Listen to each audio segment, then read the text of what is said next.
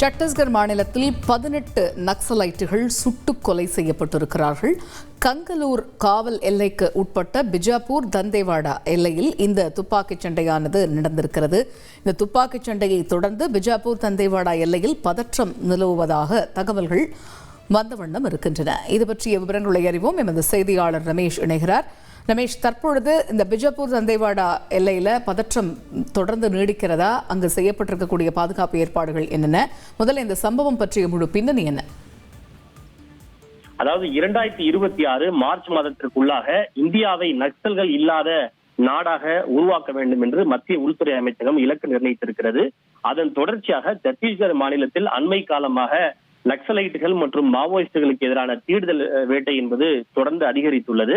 அதன் தொடர்ச்சியாக இன்று காலை சத்தீஸ்கர் மாநிலம் பீஜாப்பூர் தண்டேவாடா எல்லையை ஒட்டி அமைந்துள்ள கங்காலூர் காவல் நிலைய எல்லைக்குட்பட்ட வனப்பகுதியில் பாதுகாப்பு படையினர் இன்று காலை முதலே தீவிரமான தேடுதல் வேட்டை மேற்கொண்டனர். இந்த தேடுதல் வேட்டையில் டிஆர்ஜி, STF மற்றும் மாநில காவல்துறையினர் ஆகியோர் இணைந்து நடத்திய இந்த தேடுதல் வேட்டையில் பாதுகாப்பு படையினருக்கும் நக்சலைட்டுகளுக்கும் இடையே நடைபெற்ற இந்த துப்பாக்கி சண்டையில் 18 நக்சலைட்டுகள் சுட்டுக் கொல்லப்பட்டுள்ளனர். இன்று காலை அவர்கள் நடத்திய அந்த தேடுதல் வேட்டையில் மாவோயிஸ்டுகள் அமைத்திருந்த சுமார் 30 அடி உயரம் கொண்ட அவருடைய மிக முக்கியமான நினைவு சின்னத்தையும் பாதுகாப்பு படையினர் அளித்திருக்கின்றனர். இது மட்டுமின்றி காங்கேர் மாவட்டத்திலும் கூட சில நக்சலைட்டுகள் சுட்டுக் கொல்லப்பட்டிருப்பதாக தகவல் கிடைத்திருக்கிறது.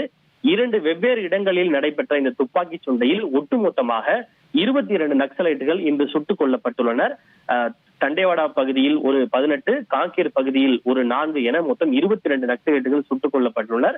இந்த எண்ணிக்கை மேலும் அதிகரிக்கலாம் என்று எதிர்பார்க்கப்படுகிறது. ஏனென்றால் தேடுதல் வேட்டை தொடர்ந்து நீடித்துக் கொண்டே இருக்கிறது. எனவே இன்று மாலை முடிவடையும் போது உயிரிழந்த வீரர்களின் எண்ணிக்கை மேலும் அதிகரிக்கலாம் எனவும் எதிர்பார்க்கப்படுகிறது.